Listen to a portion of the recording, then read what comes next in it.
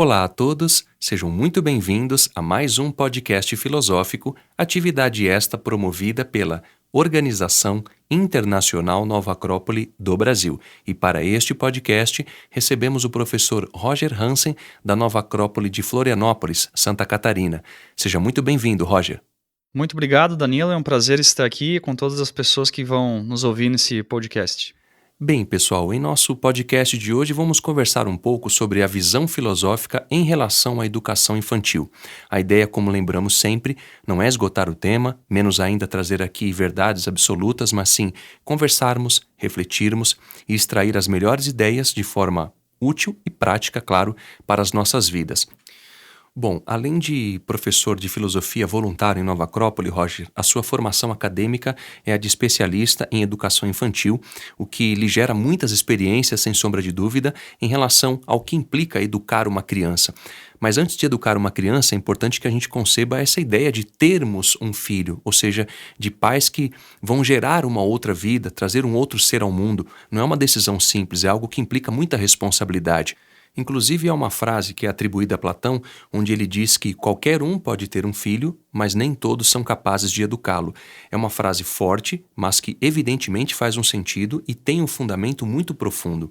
Então, quando nós vamos trazer um ser à vida, Roger, não é uma decisão simples, ou não deveria ser uma decisão simples, deveria ser algo pensado, refletido, para que os pais pensassem profundamente sobre essa grande responsabilidade. Por isso, a primeira questão que eu faço, Roger, é justamente essa, na decisão dos pais em ter um filho. Porque não é uma decisão comum e simples de ser tomada, claro. Está bem, Danilo. Eu agradeço então pela sua questão e você já coloca algo bastante interessante, que é uma ideia de Platão, esse grande filósofo que lançou marcos aí para a educação ocidental há alguns séculos. E então nós temos aí muitas questões a tratar a partir disso, né? E uma delas vem justamente dessa proposta platônica aí que você define, que é tomar consciência da responsabilidade que significa ter um filho. Obviamente, nós não estamos aqui tratando de um ponto de vista de uma decisão pessoal, né? Isso é importante nós deixarmos claro, que se trata de uma abordagem filosófica e do ponto de vista educacional. Quais são essas implicâncias, né? Então, acho que isso é fundamental para que o ouvinte tenha essa clareza. Não se trata de julgar posições ou posturas, escolhas de vida pessoal, mas de avaliar, do ponto de vista filosófico e educacional, essa decisão de ter um filho. E desse ponto de vista, há muitas questões importantes a tratar. Começar por essa palavra que é responsabilidade, sermos capazes, né, de conscientemente responder a uma demanda que surge na nossa vida. E nesse caso, uma demanda muito especial. Quer dizer, antes eu era responsável pela minha própria vida exclusivamente, depois que eu tenho um casamento e me uno com outra pessoa, eu compartilho responsabilidades com essa pessoa, já não estou mais sozinho, e no momento em que temos um filho, agora eu tenho um dever e uma grande responsabilidade de, como diz essa palavra, responder não apenas as minhas necessidades, a do meu companheiro ou companheira, mas também as necessidades de um outro ser humano que passa a compor a minha vida. Então é um grande evento que passa a mudar completamente a vida desses adultos que acabam de se tornar pais ou mães. Então eu creio que esse tema precisa começar a sua abordagem por aí, né? Sem dúvida, Roger, e é muito importante ter consciência que trazer um ser à vida não é uma escolha simples, não deveria ser algo impensado.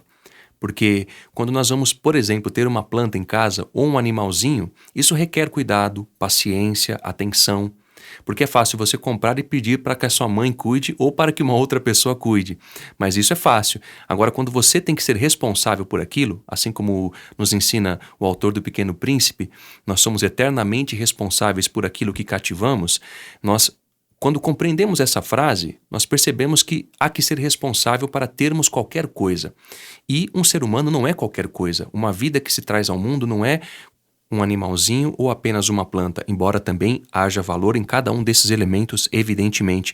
Mas o ser humano há que ter muito mais responsabilidade e consciência para educá-lo, haja visto a dificuldade que é de fazê-lo.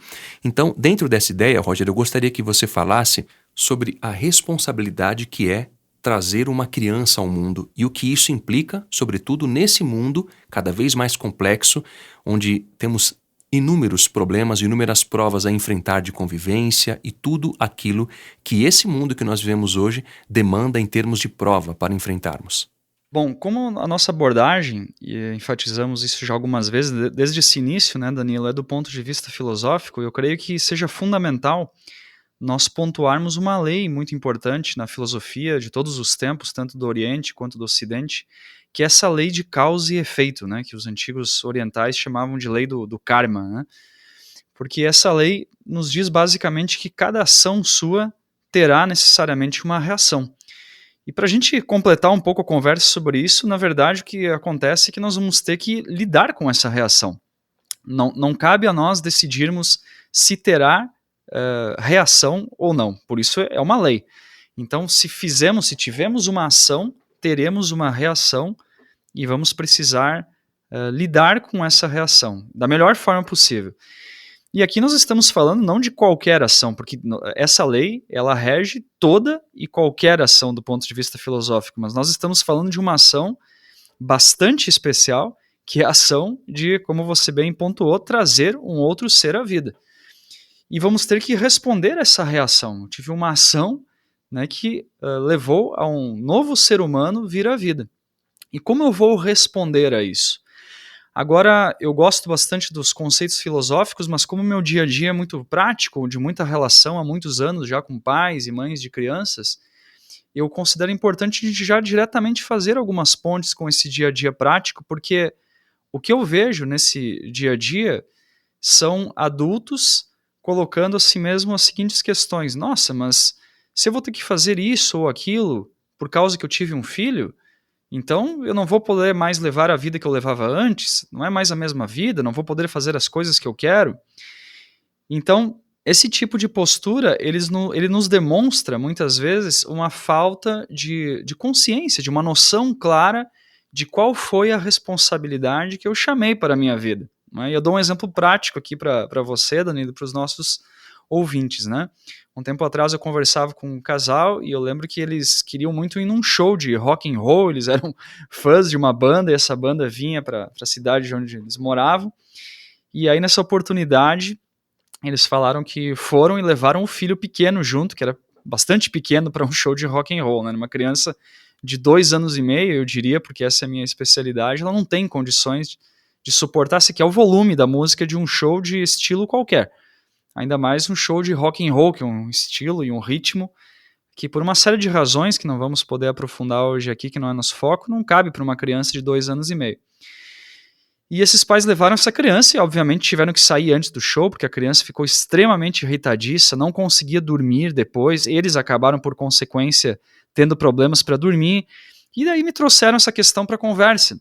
E quando eu fui pontuando algumas coisas, surgiu essa questão que aparece muitas vezes nos casais, sobretudo os casais mais jovens de hoje, que acabam não herdando uma tradição como casais mais antigos herdavam dos seus pais, dos seus avós, que iam lhes passando, de certa forma, em algum grau, essa formação que um pai e uma mãe precisa ter.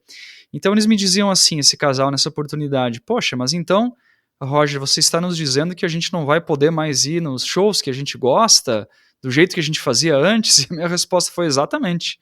Vocês, por enquanto, não poderão ir, pelo menos, se vocês não tiverem alguém com quem o filho de vocês possa ficar com tranquilidade. Então veja que qualquer responsabilidade que nós assumimos, e antes de falar em responsabilidade, né, Danilo, qualquer escolha que nós façamos por uma ação implica em uma série de consequências, né?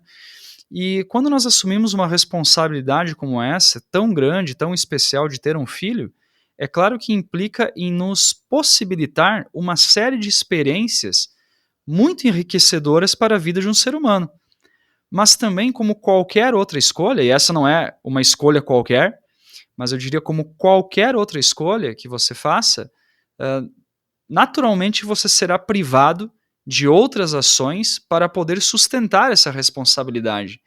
E isso é uma questão adulta muito importante que eu percebo como educador e como filósofo, que os nossos adultos atuais, eles não estão mais tão bem preparados para lidar com ela. Que é, poxa, eu vou ter que assumir um compromisso e um compromisso com A me impede de estabelecer uma relação tão comprometida com B, porque eu já estou comprometido com A, e não vou dar conta de me comprometer da mesma forma com B.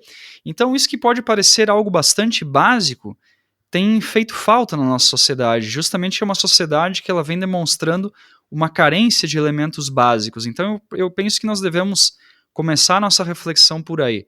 Porque no momento em que você toma consciência da sua responsabilidade, Danilo, é isso que eu percebo, ela não só se torna menos sofrida, menos dolorosa, e vem com um ar, não vem com esse ar de privação, como também você começa a desfrutar melhor dessa escolha que você fez. E dizer, sim, eu pago esse preço pela escolha que eu fiz, eu pago esse preço pela escolha que é maravilhosa, que é linda, que traz uma série de experiências ricas, como eu acabei de mencionar, de ter um filho. Não é? E eu vou ter uma série de experiências que uma pessoa que não tem um filho não terá. Mas isso tem o seu preço, isso tem a sua carga, voltando à palavra, isso tem a sua responsabilidade. Então é muito melhor, muito mais tranquilo, muito mais até prazeroso, muito mais vital nós respondermos, né, um poderoso sim a essa responsabilidade que nós chamamos, do que nos negarmos, né, ou tentarmos responder num tom muito tímido. Porque aí nós começamos a ter problemas com a vida que nós estamos vivendo, a ter conflitos. Naturalmente vamos ter conflitos com a nossa família, com o nosso filho, entre o casal. Então eu acho que essa é uma chave fundamental, né? Assumir essa responsabilidade. Sim, eu tenho um filho, pode ser que tenha sido mais ou menos planejado, mas agora eu tenho um filho e vou assumir essa responsabilidade em tudo que implica, né? Em todas as demandas, em todas as noites sem dormir, mas em todas as alegrias que a paternidade, a maternidade proporcionam. E também uma outra virtude importante de se considerar, em função disso que você fala, que é justamente o compromisso. Não ter medo ao compromisso, uma vez que se gerou uma vida, assumir isso como um compromisso humano, de responsabilidade perante aquela alma que está ali. Porque não é só um corpo, não é só uma criança. Há muito mais coisas ali que nós deveríamos compreender. Ou seja, há muito mais elementos dentro do ser humano do que aquilo que a gente meramente vê de uma maneira superficial. Por isso que é importante que haja também esse compromisso, essa responsabilidade, a generosidade que advém de você abrir mão de certas coisas em função de uma vida, do seu filho, da sua filha. E isso é muito importante que os pais tenham em conta também, porque é algo que nós devemos refletir profundamente para que nós não tenhamos tantos órfãos quantos que a gente tem no mundo hoje, e não apenas no sentido físico do termo. Perfeito, eu acho que você pontua muito bem essa questão do compromisso, né, Danilo, que nós comentávamos, porque justamente o compromisso, ele tem essa chave tão interessante porque é através dele que nós conseguimos aprofundar uma relação. E o que acontece com uma relação que ela não se aprofunda? Bom, naturalmente, se ela não é profunda, ela só pode ser superficial. E uma relação superficial, ela não traz tudo aquilo que satisfaz as necessidades dessa relação e as necessidades desses seres humanos envolvidos nessa relação. Então, se você tem uma amizade superficial, ela não satisfaz aquela necessidade de um amigo com quem eu posso conversar, desabafar, com quem eu posso compartilhar questões complexas da minha vida e ser ouvido, porque é superficial, eu sequer confio nesse amigo para falar tudo isso, então eu falo um pouquinho, dou bom dia, boa tarde, aceno de longe na rua, mas nada mais do que isso, por quê? Porque é superficial. Numa relação amorosa, da mesma forma, e com uma criança, também acontece dessa maneira. Se nós não assumimos esse compromisso de ser pai, de ser mãe, e como você bem colocou, reforçando aquela questão que nós comentávamos antes, é uma escolha que implica abrir mão de uma série de outras coisas, se eu não assumo isso, essa relação não se aprofunda. E aí a minha relação de mãe e de pai começa a criar conflitos na minha vida, né? Conflitos meus comigo mesmo, conflitos meu com o meu filho, muitas vezes de uma forma muito inconsciente, quer dizer, não é de uma maneira muito clara, isso aparece, eu vejo com muita frequência, nas mães e pais como culpa, como uma necessidade de querer viver, que não é bem necessidade, mas algumas fugas ou válvulas de escape, como a gente chama no dia a dia, de querer viver coisas da adolescência quando a adolescência já passou, ou querer voltar a uma infância perdida, como se ela fosse muito melhor, porque a infância é aquele tempo sem, supostamente, responsabilidades, não é? Então, muitos casais, ao ter essa experiência da maternidade, da paternidade, acabam fugindo do compromisso dessa maneira, né? Se esquivando dele, como eu falei, muitas vezes muito mais inconscientemente do que conscientemente. Quer dizer, as pessoas não chegam e dizem, olha, não queria ter esse filho, não é? Isso é mais raro, pelo menos, de acontecer, quando acontece algo bastante complexo, bastante duro. Mas o mais comum de acontecer, não, eu amo meu filho, é claro que eu amo, mas, poxa vida, eu gostaria de ter tanto essas outras experiências. Então, a afirmação desse compromisso de ser pai ou de ser mãe implica de aceitar, como eu falava, eu gosto muito dessa expressão, aceitar pagar o preço que isso implica. Porque voltando no exemplo que eu dei do casal que ficou com problemas para ir assistir o seu show de rock and roll, o que acontece? Eles perderiam, pelo menos por algum tempo, porque essa criança também vai crescer, é bom lembrar disso. E você vai poder voltar a assistir os seus shows de rock and roll, mas por alguns anos você vai ter algumas limitações. Dependendo do casal, mais limitações, dependendo do casal, menos, porque conta com a ajuda dos avós, de uma babá, de algum amigo íntimo, etc.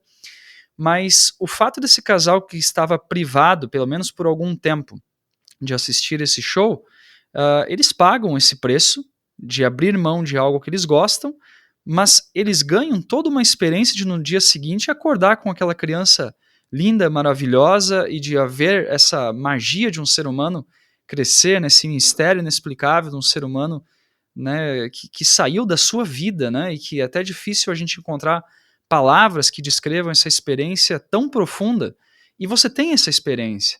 Então o compromisso, na minha visão, ele passa por essa afirmação. Sim, eu pago esse preço, eu abro mão porque vale a minha experiência, né? Tem valor o fato de eu ser pai ou de ser mãe. Então é muito importante a gente atentar, eu percebo, para esses detalhes. As coisas na vida do ser humano, elas não ganham profundidade, consistência automaticamente. Nós precisamos avaliar, refletir sobre elas. E pela minha experiência, é perfeitamente possível que uma pessoa, que um casal tenha um filho, sobretudo quando isso acontece de uma forma não planejada, e esperam que as coisas aconteçam automaticamente, que você vai tendo essa experiência rica de ser pai ou mãe automaticamente. E nem sempre ela acontece. Então, é muito importante assumir essa responsabilidade. E quando eu falo em assumir, é tomar clareza dela, do que ela significa. Qual é a importância para mim de ser pai, de ser mãe? O que isso significa? O que isso traz e o que acrescenta na minha vida? Porque ser pai ou ser mãe, esse é um ponto que eu também gostaria de comentar, Danilo, é algo que nos obriga a sermos melhores. Por uma questão muito básica, as crianças, elas são educadas e podem ser educadas de muitas maneiras distintas, mas ninguém consegue fugir de um pressuposto básico e milenar da educação, que é o exemplo. A criança respira o exemplo do pai e da mãe. Então você vê no seu filho um espelho de você mesmo. E muitas vezes no espelho você vê algo lindo, mas também muitas vezes você olha e diz que não gostou da imagem que você viu refletida. E as crianças nos mostram isso. Nos mostram hábitos que nós temos que são feios, que são descorteses, que são desagradáveis. Nos mostram palavras que nós usamos que não são as melhores e que por nós, muito possivelmente, nós não mudaríamos isso. Mas quando você tem uma criança com você, o seu filho, por amor a essa criança, você olha para aquela situação e diz, eu não posso continuar falando assim. Eu não posso continuar me comportando dessa forma rude. Eu não posso manter esse hábito. Eu preciso mudar porque eu preciso dar um exemplo melhor para o meu filho. Então, veja o quão profundas são as contribuições que trazem essa experiência.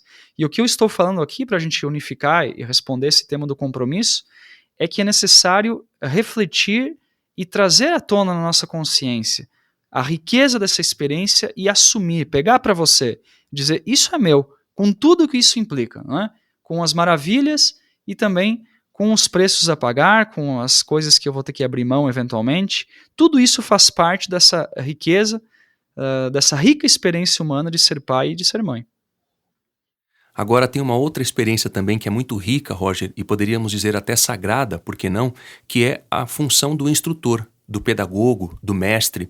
Quando a gente fala em educação, Roger, de um modo geral, nós temos uma ideia onde você vai aprender certas coisas na escola, seja ela pública ou privada, de um modo geral, onde você vai aprender matemática, ciências, português, biologia, química, artes, enfim, uma série de matérias que vão ensinar o ser humano certos conhecimentos. Ele pode até decorá-los e isso tem uma importância, claro. A questão é que falta uma compreensão mais profunda não só desses conhecimentos, mas também de conhecimentos inerentes ao ser humano e também sumamente importantes ao ser humano. Por exemplo, se eu falo bem português, tenho uma boa expressão, compreendo bem de ciências, de química, de artes, mas não sei me relacionar comigo mesmo, não sei respeitar o meu semelhante, não consigo ser um amigo generoso. Para que serve todo esse conhecimento se eu não consigo fazer uma relação prática dele, uma relação moral, ética, integrativa desse conhecimento para a minha vida prática? Isso não é uma tarefa fácil para um adolescente, para um adulto, quem dirá para uma criança. Por isso que eu lhe pergunto qual a importância da filosofia nesse processo de educação infantil, quais são as implicâncias, quais são os desdobramentos e também qual a importância desse processo filosófico na educação de uma criança em especial. Muito boa questão, Danilo. Eu penso o seguinte: é claro que quando nós falamos de um processo educacional, existem muitas questões. Qualquer especialidade profissional, se você vai conversar com uma pessoa, com um especialista, um profissional de uma área, ele tem um mundo aí de conhecimentos, de ferramentas, né? E com a educação não é diferente, mesmo porque se trata de uma grande ciência e ao mesmo tempo de uma grande arte também de saber educar. Então, como nós não vamos e nem precisamos, do meu ponto de vista, entrarmos em tantos detalhes, porque não é essa a necessidade de um pai ou de uma mãe, eu vou me ater àquilo que eu considero o mais importante, né? E eu ponho uma palavra para nossa reflexão, que é respeito. Se nós perguntarmos para qualquer pessoa hoje, aqui nesse podcast, quem está nos ouvindo, né? Você acredita que seja bom, importante respeitar uma criança, sim ou não? Dificilmente alguém vai dizer que não é mesmo? Nem que seja apenas para manter uma boa postura, a pessoa vai dizer, claro que é importante, né? Ninguém vai cogitar o contrário, estando, né, em sã consciência. Mas a questão é o que é esse respeito? E eu gosto muito dessa palavra porque respeitar tem a ver com olhar para. E muitas vezes nós, mesmo querendo respeitar, mesmo gostando e concordando com a palavra, com a proposta que eu acabei de estabelecer, nós não respeitamos. Por quê? Porque nós não olhamos para essa criança, né?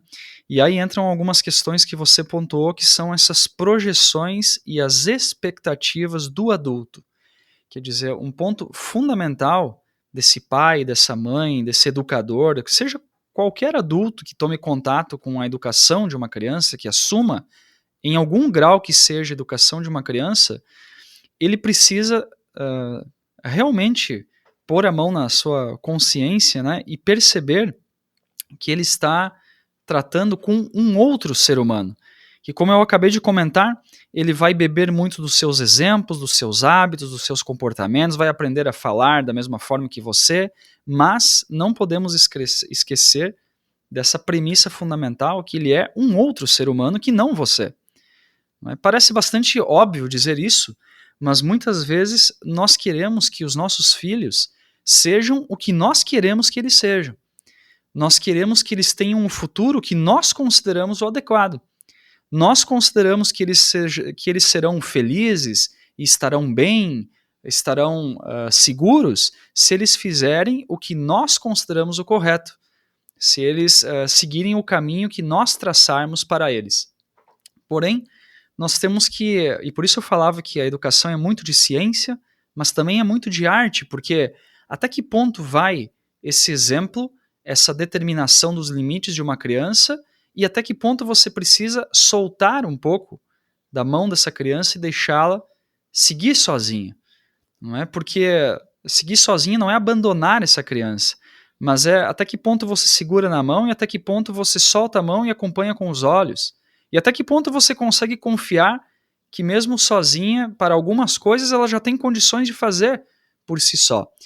Então isso é muito importante porque na medida em que nós fizemos essa escolha, eu considero uma escolha consciente de olhar para a criança, o que acontece? Nós começamos a ver essa criança e começamos a perceber que muitas coisas elas nos imitam, elas fazem igualzinho a gente faz e, como acabei de comentar mais de uma vez, elas bebem do nosso exemplo, mas há outras coisas em que elas são diferentes de nós, em que elas têm outra postura, outro jeito, outras habilidades. E somente olhando e reconhecendo isso que nós vamos começar a conhecer esse outro ser humano que saiu da minha barriga, no caso de uma mãe, que faz parte de mim, no caso de um pai, mas que não sou eu, e que tem outro caminho, diferente do meu, e que ninguém conhece. E qual é a minha principal função? Ajudar essa criança, criando condições para que ela encontre o seu próprio caminho. Então eu vejo que, do ponto de vista filosófico, essa é a maior missão que nós temos, né, como adultos, sejamos pais e mães ou educadores, que é nós sabermos, em primeiro lugar, fazermos essa opção de aceitar essa criança como ela é. E aí eu ponho algumas perguntas para cada ouvinte, né, que está aí participando com a gente desse podcast, fazer a si mesmo, né, cada ouvinte que seja educador, pai ou mãe, ou que tenha crianças por perto. Será que eu aceito essa criança? Ou será que quando ela não faz, não cumpre com as minhas expectativas, eu me irrito, eu fico chateado, me sinto frustrado? Por aí é que nós vamos conseguindo avaliar o quanto nós estamos sendo capazes de respeitar uma criança e o quanto nós estamos sendo capazes de simplesmente impor as nossas determinações e pressionar essa criança com as nossas expectativas. Então essa palavra respeito, né, retomando esse conceito, ela é fundamental para essa educação do ponto de vista filosófico, que se trata de olhar para a essência da educação. Sem dúvida, Roger. E só para reforçar um pouco mais esse ponto, eu gostaria que você falasse em relação a essa abordagem da filosofia na educação, em especial para a criança e, claro, também para os pais, nesse caso, que são os pedagogos, digamos assim, dos seus filhos. Quais são os exemplos que você pode trazer em termos de conselhos práticos para os pais, claro, para as crianças também, para que haja uma compreensão maior dessa responsabilidade, dos seus deveres, dos seus direitos, ou seja, elementos que sejam práticos e úteis para que haja uma visão mais concreta e também mais aplicável, mais visível dentro de um processo cotidiano de relação entre os pais e os filhos também. Com certeza. Eu penso que algumas dicas práticas são válidas, sim, Danilo. Não são fórmulas nem receitas prontas, mas são, eu considero, alguns parâmetros para nos orientar. Por exemplo, quando nós como adultos temos sempre os nossos projetos, não é? Você imagina um adulto que é um arquiteto, um advogado, ele tem lá a sua sala, o seu escritório, com as suas causas, com os seus projetos, com os seus desenhos, com as suas planilhas, com o seu computador. E nós temos os nossos horários diários de irmos até lá e nos debruçarmos sobre os nossos projetos e consideramos isso com extrema importância, e qualquer pessoa que nos interrompa, que nos prejudique, se o telefone toca em certos horários, dependendo do que estamos fazendo, nós temos reações, né, com uma postura bem firme em dizer, olha, eu estou ocupado, eu estou trabalhando, eu estou em uma reunião, não é? E se alguém insistir em responder, isso seria uma grande indelicadeza, no mínimo, para a gente considerar. Agora veja, quando nós olhamos para uma criança, as crianças não estão ainda trabalhando, elas não têm um ofício formal, elas não têm ainda um escritório, mas elas têm, de forma análoga ao adulto, os seus projetos também. Porém, a criança faz isso brincando, não é? E quando uma criança brinca, ela vai lá e monta um jardim, uma garagem de carros com os seus blocos de montar, com os seus carrinhos em miniatura, coloca cercas, muros e está concentrada nisso. E veja como nós, adultos, muitas vezes lidamos com isso, né? Se nós nos perguntarmos, né, como temos feito isso, como temos visto os adultos lidarem, vai parecer até mesmo engraçado, porque muitas vezes nós chegamos e pegamos as crianças, puxamos pelo braço e falamos, está na hora de jantar, e vamos puxando os brinquedos e guardando. Muitas vezes vamos interrompendo as suas conversas com outras crianças, não é? E veja se de forma análoga nós pensássemos em alguém fazendo isso enquanto nós estamos trabalhando nos nossos projetos adultos, nós ficaríamos extremamente chateados e irritados, talvez até insultássemos uma pessoa que fizesse isso conosco. Mas no dia a dia a gente pode ver milhares de vezes acontecendo isso dos adultos com relação às crianças, sem considerar que isso seja um problema. E qual é o nosso argumento? É que eles estão só, entre aspas, brincando. Né? Porém, as crianças quando brincam, né, dizia uma grande pedagoga, eles não brincam, eles trabalham, porque é através da sua brincadeira que eles estão construindo, né, todo o seu futuro, o seu presente e o seu futuro, porque a criança está ensaiando as suas habilidades nascentes nesse momento. E como é que você quer que ela ensaie, que ela treine, né? Ela precisa fazer isso brincando. Então o respeito, ele passa por isso também. Então uma recomendação, como quando eu falava em dica, é de nós observarmos a maneira como nós intervimos nos projetos, entre aspas, aí das crianças, né?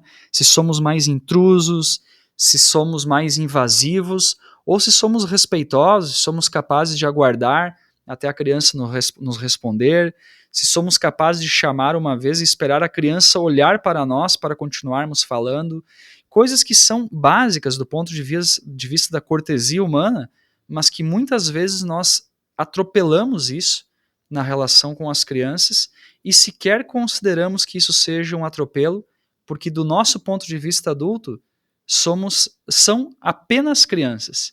E isso é uma armadilha muito cruel para a nossa educação. Considerar que por ser apenas crianças, nós podemos tratá-las de qualquer forma, tratar as suas brincadeiras, que são os seus projetos, como eu chamei de qualquer maneira.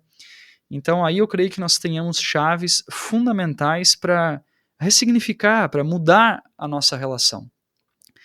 Aí eu penso que nós temos coisas importantes, Danilo, porque quando não fazemos isso, o que nós colhemos? Nós falávamos no início da nossa conversa de hoje, dessa lei de ação e reação. Se você interrompe, age de uma forma invasiva, agressiva, intrusiva, depois, incrivelmente, entre aspas, ou incrivelmente, você tem uma criança nervosa, chateada, desrespeitosa, que chora em momentos que parecem até estranhos, porque não justifica que ela tenha chorado nessa oportunidade, mas a criança vai represando essas ações violentas do adulto e em certo momento ela precisa manifestar isso, ela precisa expressar isso para poder se livrar dessa carga negativa. E aí começam as confusões e nós começamos a não entender os comportamentos negativos e agressivos das crianças, mas eles foram plantados, na imensa maioria das vezes, pelo nosso comportamento equivocado como adultos. Então, respeitar as crianças passa muito por essa revisão do básico, da maneira como nós tratamos as crianças. Se cada pai, cada mãe, cada educador que está nos ouvindo fizer essa revisão no seu dia a dia, eu tenho certeza absoluta que ele vai encontrar uma série de questões para mudar hoje, agora, e que vão melhorar significativamente a sua relação com o seu filho, com os seus alunos.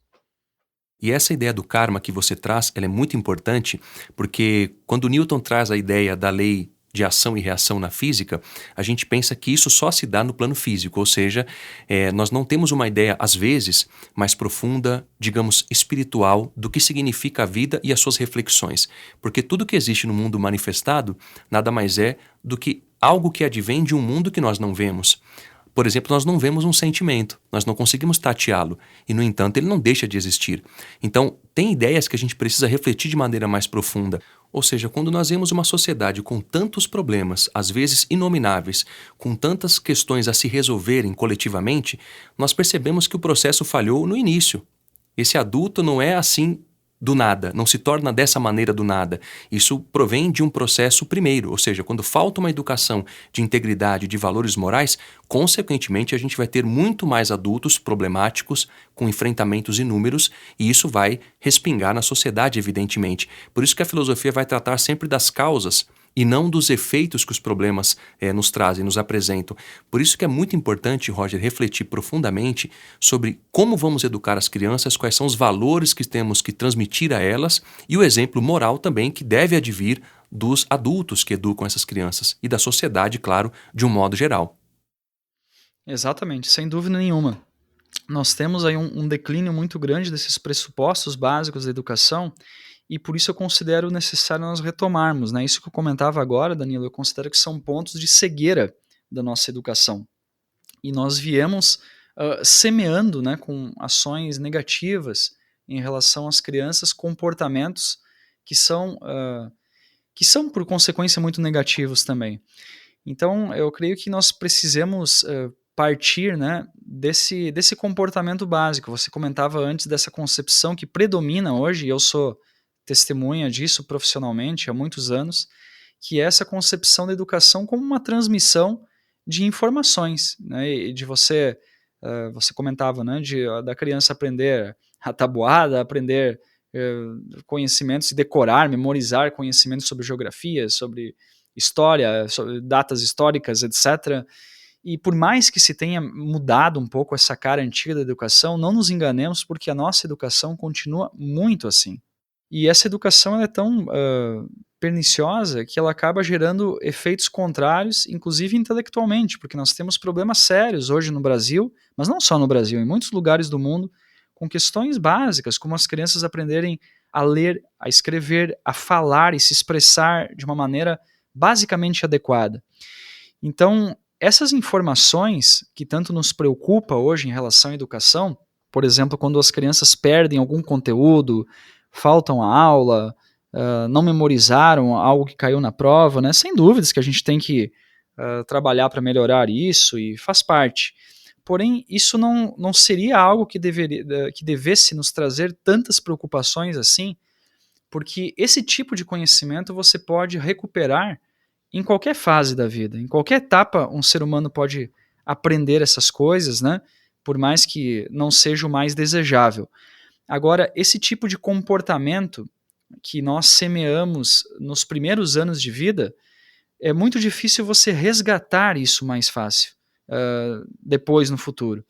Então é muito importante nós nos atentarmos para isso, para a maneira como nós falamos, a maneira como nós gesticulamos, a maneira como nós tocamos o corpo das crianças, não é? Muitas vezes nós sequer cogitaríamos tocar, falar e nos aproximar de um adulto da forma como fazemos com uma criança. Mas por que nós nos autorizamos a fazer isso com as crianças? Então é isso que eu chamo de pontos de cegueira. E na medida em que nós formos revisando isso e partirmos para uma relação mais humanizada, né, nós vamos realmente semear um outro tipo de relação e vamos colher, por essa lei que tanto falamos na nossa conversa de hoje, certamente vamos colher um outro tipo, né, de frutos dessa criança, que vai ser uma criança mais calma, mais tranquila, mais segura de si mesma, mais segura para fazer as suas escolhas, não é mesmo? Então eu penso que a educação em termos básicos, desses pilares que nós viemos perdendo, dessa tradição que vem se diluindo aí ao longo das décadas, Danilo, ela requer uma revisão desses comportamentos básicos da relação do adulto com a criança, porque a educação não é mais do que uma relação especializada entre um ser humano e outro.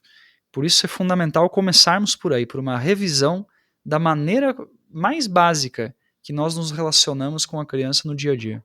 Bom, Roger, agora para encerrarmos o nosso podcast, eu gostaria que você fizesse as suas considerações finais falando sobre quais são as ferramentas, os aportes, enfim, os elementos práticos que a filosofia nos dá no sentido pedagógico, formativo da criança, ou seja, quais são os elementos mais importantes que você gostaria de destacar em relação a uma educação que seja mais integral, mais reflexiva, mais prática, não só para os pais, mas também para essas crianças que, num futuro próximo, terão também as suas experiências e vão precisar muito desse respaldo nesse processo de desenvolvimento delas enquanto seres humanos. Tá certo, Danilo. Bom, nós aprendemos sempre na filosofia, pelo menos da forma como nós entendemos, que a filosofia tradicional ela é uma postura, uma atitude diante da vida, né, Danilo? Mais do que você ler livros de Platão, de Aristóteles, né, de Marco Aurélio, é uma atitude que nós assumimos diante da vida. E algumas pessoas têm a oportunidade, é maravilhoso, de fazer aulas de filosofia, de ler livros sobre filosofia, e isso é muito inspirador. Mas, além disso, ou até eu diria para aqueles que não se veem na possibilidade de fazer tanto isso hoje, cabe uma outra visão da filosofia, que é adotar a própria vida e as experiências da vida como uma grande professora. E isso é bastante filosófico.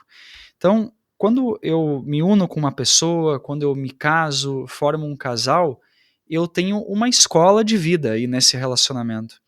E quando eu concebo uma criança, um filho, eu tenho uma outra escola de vida. Por que eu falo uma escola de vida? Porque a partir das experiências que eu desenvolvo nessa relação de pai e de mãe com o meu filho, eu vou desenvolvendo experiências na minha vida que vão me mostrando uma série de questões profundas sobre mim mesmo que certamente eu não veria se não fosse a experiência que eu tenho de pai ou de mãe. Então, o que eu colocaria para a gente finalizar com uma reflexão é assumir, como nós começamos falando, essa responsabilidade, assumir as dores as grandes e muitas alegrias de sermos pais e mães e educadores também, e observarmos essa experiência atentamente, com alegria, com desfrute da paternidade, da maternidade, e refletir sobre o que essa experiência me proporciona ver de mim mesmo e como eu posso melhorar a mim mesmo. A gente pode pensar assim, mas isso diz respeito a mim e a minha criança. Bom, como se trata justamente do ponto de vista filosófico da educação, eu diria com bastante convicção que não há nada mais importante, não há nenhuma contribuição maior para uma criança do que um adulto que vai conhecendo a si mesmo e que, através desse conhecimento maior sobre si mesmo, ele vai estabelecendo uma melhor relação consigo mesmo e, consequentemente, naturalmente, uma relação muito melhor, muito mais qualificada com o seu filho também.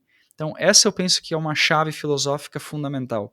Aproveite a experiência de ser pai ou de ser mãe para, através do seu filho, conhecer a você mesmo, enaltecer aquilo que você tem de bom, melhorar aquilo que você considera que é preciso, e a partir disso você será um pai e uma mãe melhor também, com certeza absoluta.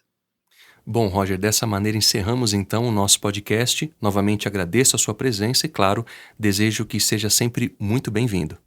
Eu agradeço e espero que esse tema possa contribuir, pelo menos em alguma medida, para a experiência de maternidade, de paternidade, a experiência educacional daqueles que nos ouvem. Obrigado, Danilo. Obrigado a todos que nos ouviram hoje aqui. Obrigado a você, Roger.